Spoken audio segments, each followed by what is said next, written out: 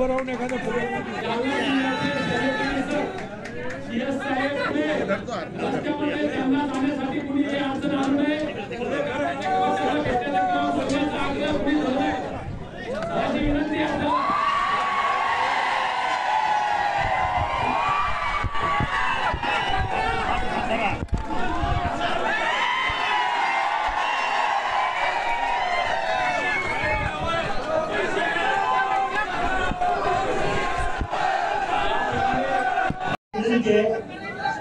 आपले मान्यवर आणि शासनाचे शिष्टमंडळ इथे पोहोचलेलं आहे.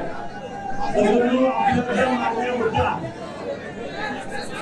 त्या मागण्या एक दोन मागण्या सोडल्या तर बाकीच्या मागण्यावरती शासनानं सकारात्मक प्रतिसाद दिलेला आहे. दुसरी गोष्ट माझी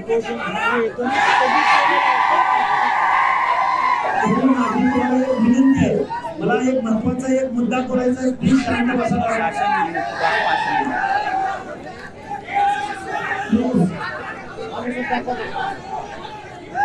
एक मुद्दा इथं शासनाचं शिष्टमंडळ आलेलं आहे.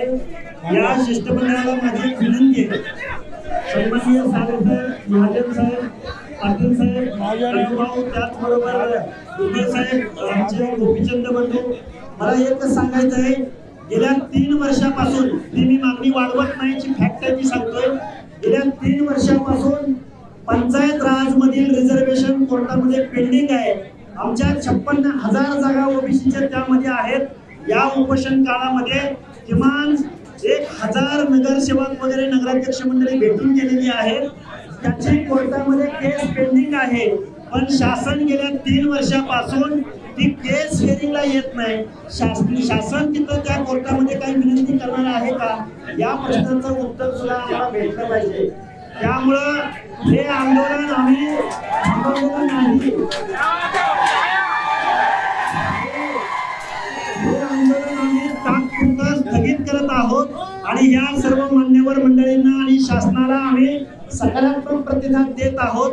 याचा अर्थ असा नाही की आमच्या ओबीसीचा हा तरुण वर्ग त्याला काही कळत नाही, त्याला समजत नाही आणि त्याला डावललं जातं ही त्याची भावना नाही, हे समजू नये. आणि आज आम्ही हे आंदोलन सन्माननीय मान्यवरांच्या उपस्थितीमध्ये स्थगित करत आहोत. पुढच्या आंदोलनाची दिशा आमची संयोजक मंडळ ठरवतील आणि हे आंदोलन आम्ही स्थगित करत आहोत आणि पुढची आंदोलनाची दिशा ठरवू.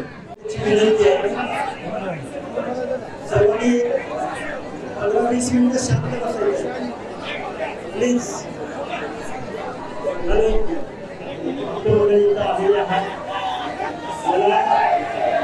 इतक्या लोकांचे काही आभार मानायचे.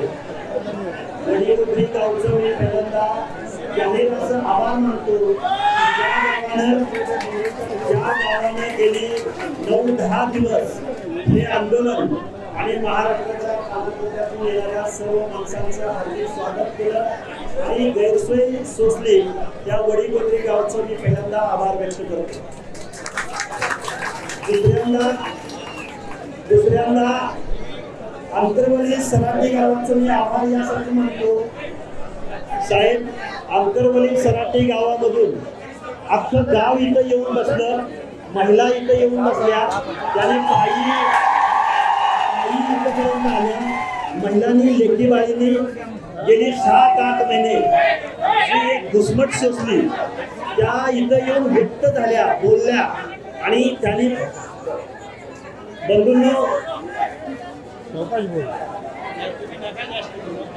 त्यानंतर या महाराष्ट्रामधील जवळजवळ 1500 पेक्षा जास्त ग्रामपंचायतीचे ठराव इथं आलेले आहेत. या आंदोलनाला पाठिंबा देणारे आणि ओबीसीच्या आंदोलनाला पाठिंबा देणारे 1500 ग्रामपंचायतीचे ठरावापेक्षा जास्त ठराव झालेले आहेत. त्यांचं सर्वांचा आभार. आता तिसरी गोष्ट साहेब, हे आंदोलन असं होतं, आम्ही दोघं इथं उपोषणाला बसलो आहोत. या आंदोलनाचा टाइम हा रात्रभर पण होता आणि दिवसभर पण होता. कारण दिवसभर पेरणीची कामं होती म्हणून आम्ही रात्री इथं तुमच्या आंदोलनाला आलो असं म्हणणारे रापलेले चेहरे इथं आले होते साहेब.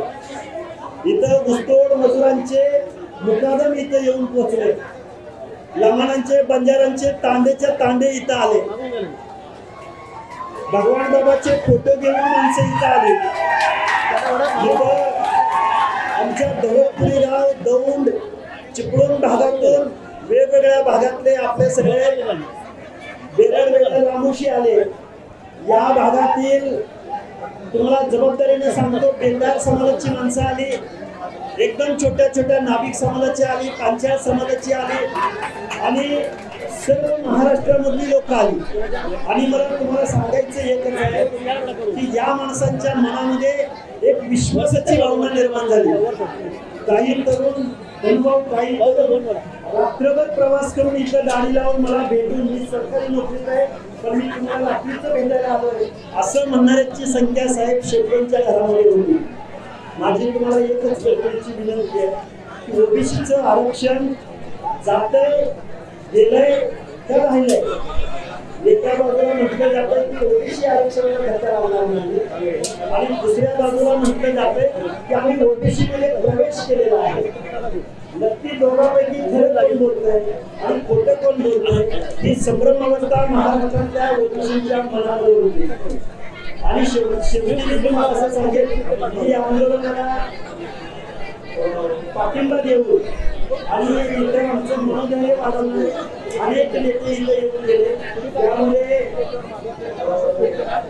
कल्याणमंत्री सावे साहेब असतील, डोंगरे साहेब असतील, आमचे गिरीचे महाजन साहेब असतील, विश्वनाथ जगताप असतील, आमच्या आमचे देवी मुंडे असतील, आमच्या वैद्यबाई मुंडे असतील, बाळासाहेब आंबेडकर असतील,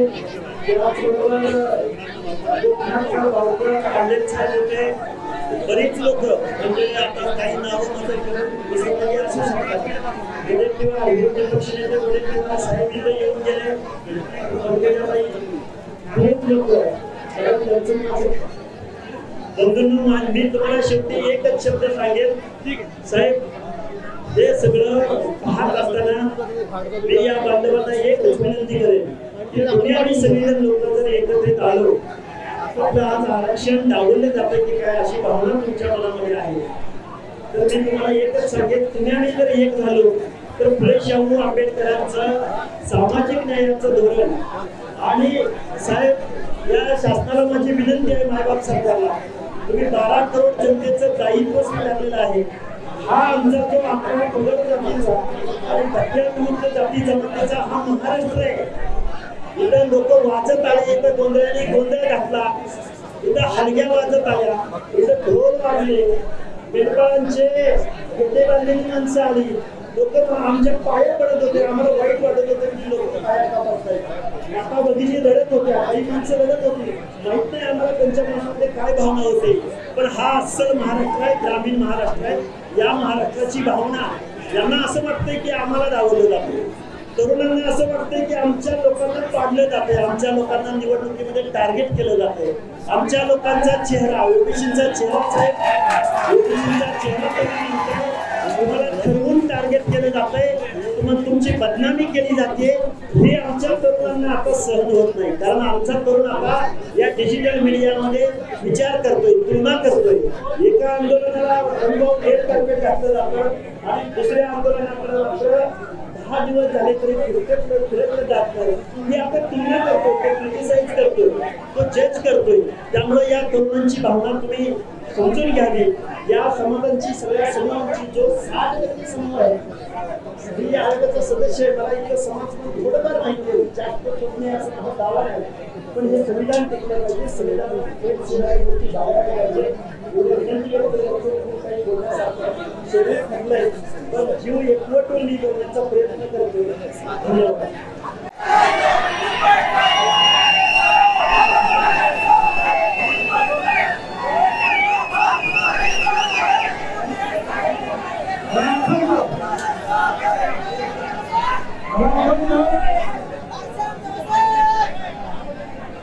त्यावेळेला आमच्या 3 पेढं आमदारांची घरं पेटवली गेली, घातले गेले.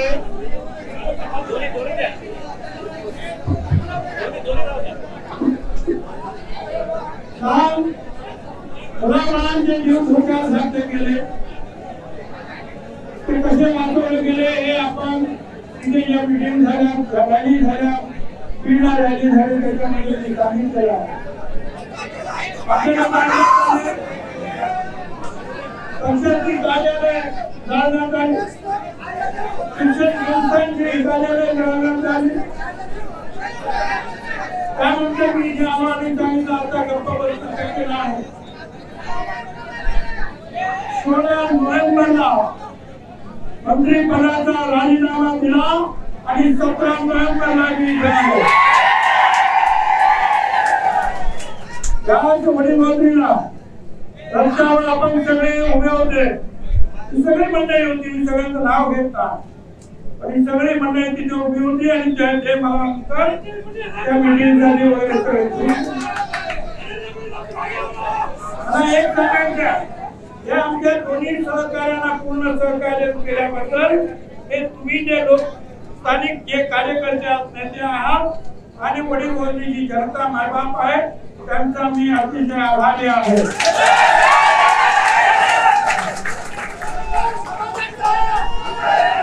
आपण सगळ्यांनी आमच्या या दोन्ही सहकार्यांना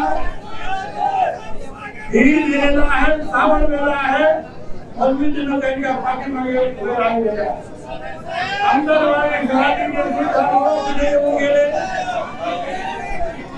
त्यांचे सुद्धा मी आभार मानतो. महाराष्ट्रातून वेगवेगळ्या ठिकाणावरून पाठिंबा जाहीर करण्यात आला, वेगवेगळ्या ठिकाणी रस्ता रोको करण्यात आला, धरना धरण्यात आले, उपोषण करण्यात आले. त्या सगळ्यांचा मी मनापासून आम्ही सर्व आभारी आहोत. लढाई संपलेली नाही,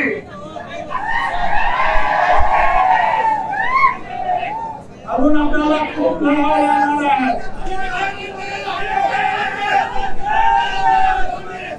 मला कल्पना आहे निवडणुकीच्या अगोदर सुद्धा आणि निवडणुकीच्या नंतर सुद्धा गावागावातील लहान समाजांच्या घरावर हल्ले करण्यात आले, मारपीट करण्यात आली, अनेक पोलिसांनी सुद्धा त्यांच्याकडे डोळे टाकले. हे सगळं पाहून घेऊन जात होता, सडगडत होता, रॅली चालू होत्या.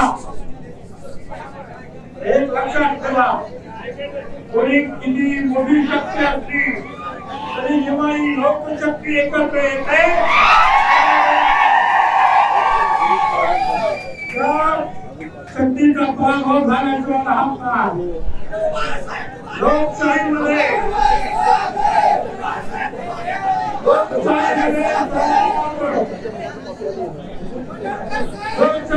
सर्वात श्रेष्ठ आहे ही धनशक्ती, किंवा इतर कुठली शक्ती नाही, तर ही लोकशक्ती जी आहे ही सर्वात श्रेष्ठ आहे.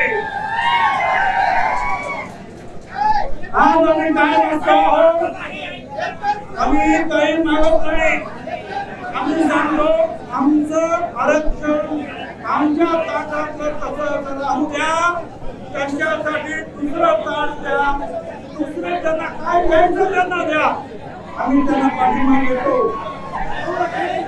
आम्ही त्यांना पाठिंबा दिला, वेगळं आरक्षण आम्ही त्यांना सांगितलं का सगळा हा पर्टिक्युलर टीम कायदा आला,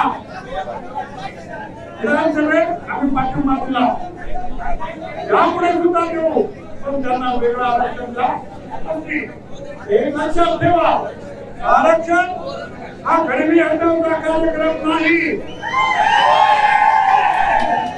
आज माझ्या दलित समाजातले लोक, आदिवासी समाजातले लोक आरक्षण आहे, काही कलेक्टर झाले, पोलीस कमिशनर झाले, पण आजही झोपडपट्ट्यांमधून तेच आमचे दलित बांधव आदिवासी राहत आहेत. गरिबी हटली गेली नाही, हा गरिबी हटवण्याचा कार्यक्रम नाही. जे दबलेले आहे, पिसलेले आहे, गावागावामध्ये ज्यांच्यावर अन्याय होत आलेला आहे अन्याय सहन करत आले आहेत त्या सगळ्यांना सगळ्यांच्या बरोबरीने स्थान मिळावं, हळूहळू ते समाज पुढे यावे म्हणून डॉक्टर बाबासाहेब आंबेडकरांनी या संविधानामध्ये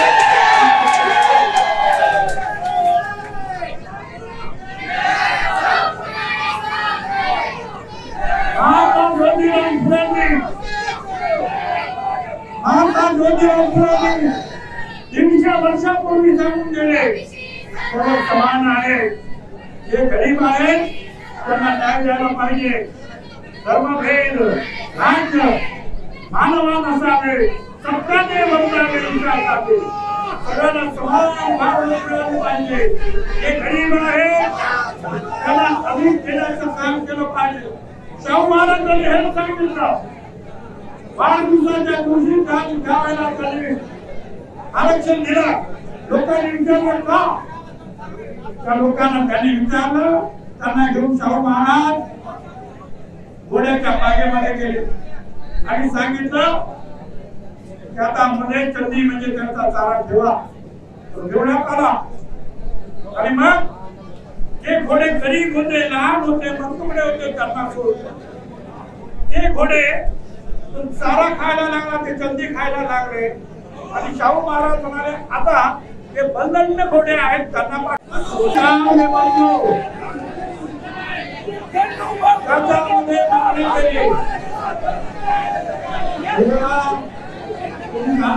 तुम्हाला कळेल आपल्याला काय म्हणायचं आणि काय बोलणार.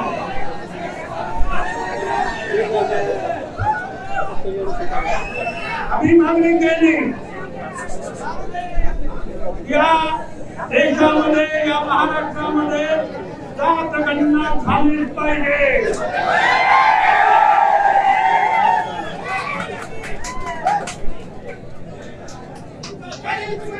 दादांच्या राष्ट्रवादीमध्ये तर त्यांनी मॅनिफेस्टोमध्ये होता की जात गणना करा. काल त्या भर मीटिंग मध्ये उपमुख्यमंत्री देवेंद्र फडणवीस यांनी जाहीर केलं की जात गणनेला आमचा पाठिंबा आहे. आमचं असं म्हणणं आहे की नितीश कुमार यांनी जात गणना केली, ते आज भारत सरकारमध्ये आहे, बाबू आहेत, इतर सगळे आहेत, विरोधी पक्षाचे नेते ते सुद्धा म्हणत असतात की जात गणना करा. या सगळ्यांनी परत एकदा मागणी करा आणि आमची सगळ्यांची जात गणना करा. मला आठवतं 2010 मध्ये आम्ही सुप्रीम कोर्टात गेलो, त्याच वेळेला खासदार समीर मुनवर त्यावेळेला त्यांनी ठराव मांडला आणि आमचे गोपीनाथराव मुंडे आणि त्यांनी सांगितलं अरे तुम्ही शेळ्या बकऱ्या हे बोलता, तुम्ही शेळ्या बकऱ्या मेंढ्या हे बोलता, आमच्या माणसांची तुम्ही बोलबाग का करत नाही बोलता.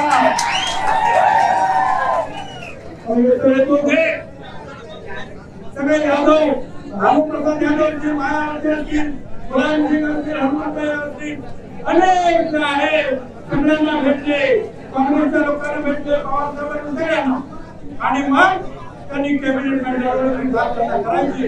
ते लोकसभेत आले, प्रणब मुखर्जी त्यांनी सांगितलं की आम्ही करणार. आम्हाला वाटलं सगळं झालं, कोर्टातून आम्ही मागणी घेतली. 2016 साली हा जाव गणनेचा आम्हाला पहिली जात गणना, गावाची जात गणना ग्रामविकास खात्याने केली, शहराची जात गणना नगरविकास खात्याने केली आणि तो सगळा रिपोर्ट आला. काय म्हणाले त्यावेळेला की ओबीसीची हालत फार खराब आहे, त्यांना त्यांच्यासाठी फंड दिले पाहिजे, मदत केली पाहिजे, त्यांच्या महिलांना मदत केली पाहिजे, मुलाबाळांना मदत केली पाहिजे. फार गरीब आहे, फार अडचणीत आहे, मागासवर्गीय आहे, गावागावामध्ये त्यांना खाली पाहावं लागतंय, पण त्यांनी आकडा जाहीर केला नाही आणि म्हणून आज आमची मागणी आहे की आमची जात गणना करा. आम्ही किती आहोत ते बोला आणि मग सांगायची किती तुम्हाला प्रत्येक वेळेला आम्हाला काही पाहिजे असलं की कोर्टात जातात. कोर्ट आम्हाला विचारतो तुम्ही किती आहात. आम्ही सांगतो अरे 31 साली जी काही जनगणना झाली जातगणना ब्रिटिशांनी केली त्यावेळेला या देशामध्ये आम्ही 54% होतो. आता सुद्धा आम्ही 54% आम्ही 55% पण तुम्ही आम्हाला 120%, 10%, 25% कसं काय म्हणता. बिहारने जातगणना केली 63% ओबीसी निघाले. 63% जातगणना आमचा अधिकार आमचा हक्क आम्हाला मिळत आहे.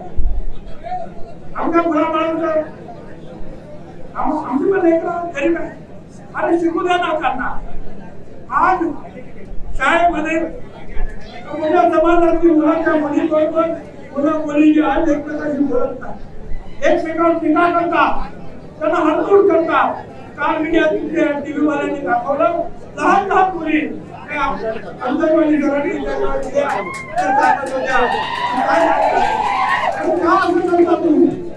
शाळांमध्ये सुद्धा तुम्ही याच्याला जातीवाद घेऊन चाललेला तो आम्ही नाही नेला. लोक म्हणतात आम्ही जातीवाद नेला, जातीवाद त्यांनी नेला. जे प्रश्न दिले तो आधीचं नंतर मागलं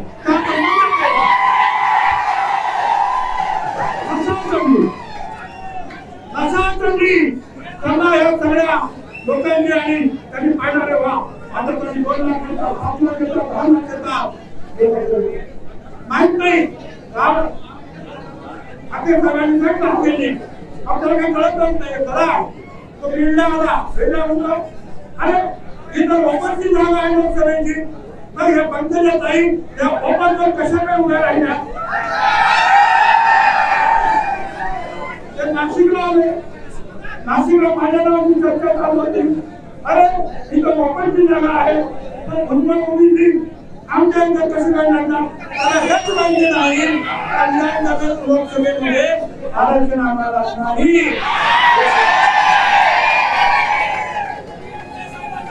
कशाची माहिती नाही.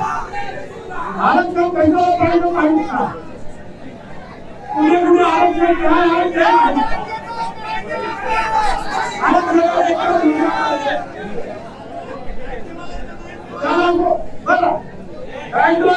काम सुरू केलं.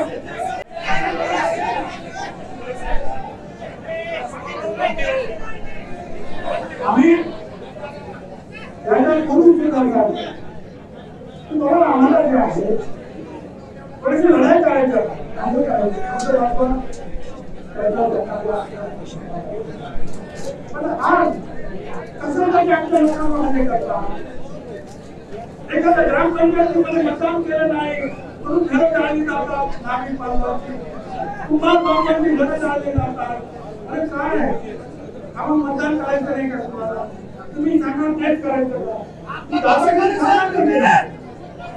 दादागिरी थांबवा आणि यापुढं आज मला सांगायचं तुम्ही सगळे एकत्र राहिला तुमचं आरक्षण दिले.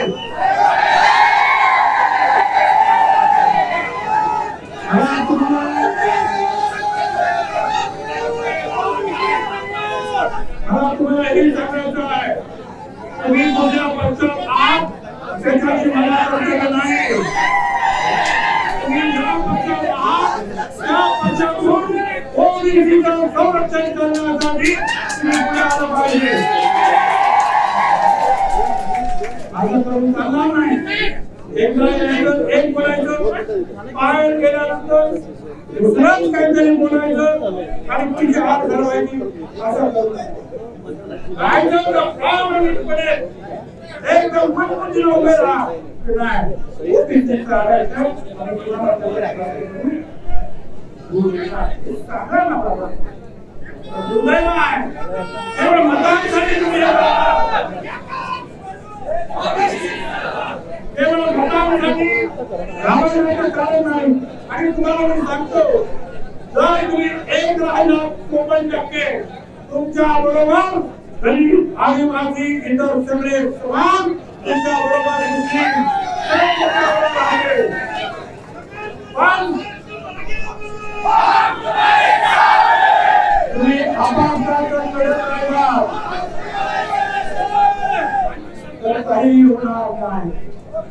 एकत्रित तो मोठा मी मोठा हा भेदभाव नाही. आम्ही सगळे सारखे असं सोडून आपण समाजाला लागलं पाहिजे. काल ही मीटिंग झाली त्याच्यामध्ये हे ठरलं त्याप्रमाणे जे सांगितलं होतं ते करा. तुम्ही दाखले खोटे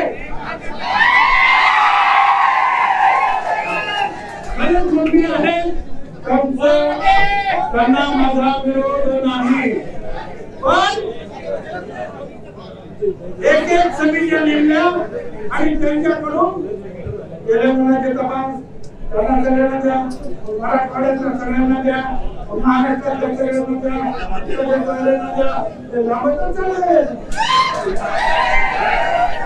आणि म्हणून काल स्पष्टपणे मुख्यमंत्र्यांनी सांगितलंय ज्यांनी खोटे दाखले दिले असतील आणि खोटे दाखले दिले असतील त्या दोघांवर सुद्धा गुन्हे दाखल करण्यात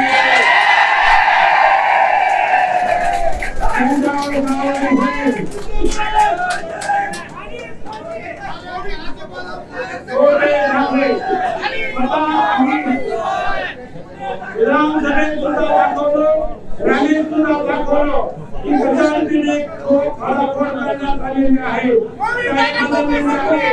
अक्षर बदललेला आहे. कधी पू लावलेला आहे, कधी अगोदर पू, कधी नंतर पू. पू म्हणजे कुंकू. खोटं समजणे हरकत नाही. हे आगे बांधव आहे. पण त्याच्यावर कारवाई करण्याचं सरकारने सांगितलं आणि ते दाखले तपासण्याचं काम सुद्धा करणार म्हणून सुद्धा त्यांनी आम्हाला सांगितलं. पुढे आता काही लोक काय करतात, ओबीसी मध्ये सुद्धा जायचं, तुमचा फायदा घ्यायचा. मग पुढे इकॉनॉमिक वीकर क्लास म्हणजे 10%चा तिकडे एखादं प्रमाणपत्र घ्यायचं, काय म्हणतात तिकडे घ्यायचं. मग पुढे एसीबीसी 10% आरक्षण मराठा समाजाला त्याच्यातही घुसायचं. इकडं नाही तर तिकडं, तिकडं नाही तर तिकडं, तीन ठिकाणी एकच माणूस आरक्षण मागतोय. मग आपल्याला सुद्धा सांगितलं होतं त्याला आधार कार्डाची जोड द्या आणि त्याच्यावर नक्की करून टाका. एकच आरक्षण करू शकतो, तिन्ही ठिकाणी तो जाऊ शकत नाही. ही काही हिरापत नाही, काय पंक्ती बसलेल्या नाही. त्या पंक्तीतून त्या पंक्तीत त्या पंक्तीतून हे करायचं नाही.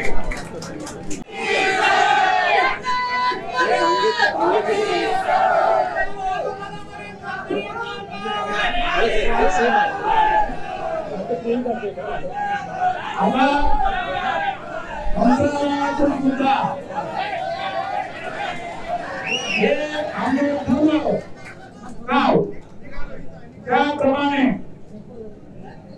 हे भाग्य की जे आतापर्यंत वेगवेगळे ज्या पत्रक काढलेले आहेत त्यांचं सुद्धा पत्रक आणि त्याबरोबर कलेक्टरने सुद्धा त्याच्यावर सही केली. ते पत्रक जे आहे आलेलं आहे ते मी आपल्याला वाचून दाखवतो आहे. श्री लक्ष्मण हाके, श्री नवनाथ वाघमारे आणि इतर जे आमरण उपोषण करत आहेत त्यांनी उपोषण मागे घेण्याबाबत या संदर्भात 22 जून रोजी झालेल्या मीटिंग मधील चर्चेनुसार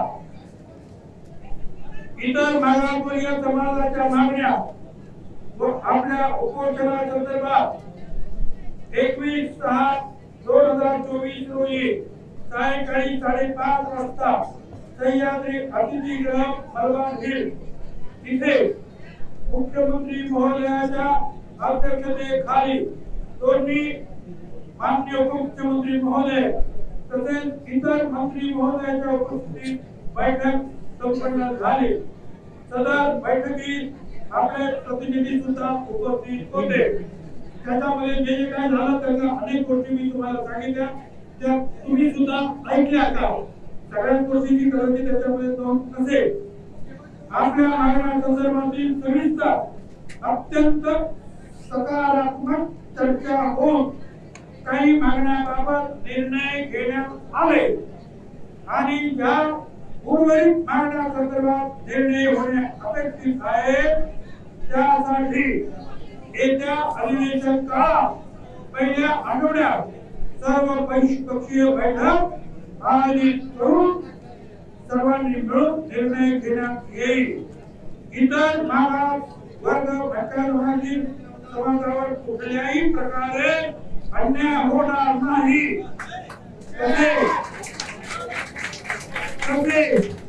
इतर मागासवर्गीय प्रवर्गाच्या आरक्षणाला धक्का लागणार नाही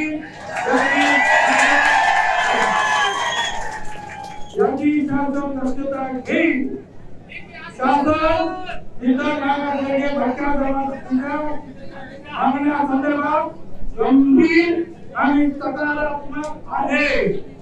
तरी आम्ही आता विनंती करतो की आपण आपले आमरण उपोषण मागे घ्यावे. आपले नम्र सेक्रेटरी कलेक्टर घटकाच्या महाराष्ट्र शासनाच्या वतीने झालेला म्हणजे आमच्या सगळ्यांच्या वतीनं त्याच्यामध्ये मुख्यमंत्री आले आणि मंत्री आलो उपमुख्यमंत्री आलो सगळे आलेले आहेत आणि त्याप्रमाणे झालेलं आहे. मला आपल्याला सांगायचं आहे की हे ज्या मुख्यमंत्र्यांनी त्याच्या मागण्यावर झालेला एक लक्षात घ्या. शेवटी आपले जे त्यांनी विनंती केली स्वतः मुख्यमंत्री सुद्धा त्यांच्याशी बोललेले आहेत. असं आहे की ही सगळी मंडळी जी आहेत हे आपले दोन बांधव आहेत. त्यांच्या सुद्धा जीवाची काळजी तुम्हाला आम्हाला असली पाहिजे की आम्हाला आहे. रोज सकाळ संध्याकाळ पोस्ट करून काय चालत विचारतो आहोत. आपल्याला त्यांना परत एकदा जर आमच्या झाली तर हा छगन भुजबळ सुद्धा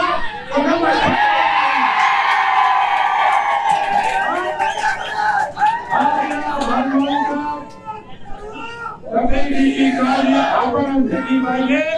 म्हणून आम्ही आज सगळे इथं विनंती करतो आहोत की यांनी आपलं उपोषण मागे घ्यावं आणि शासनाचे आहे जे शासनाने सांगितल्याप्रमाणे त्यांना प्रतिसाद द्यावा ही विनंती जी आहे आपण सर्व भागाच्या सर्व मंत्र्यांच्या सर्व महाराष्ट्र शासनाच्या मुख्यमंत्र्यांच्या उपमुख्यमंत्र्यांच्या आम्ही करत आहोत.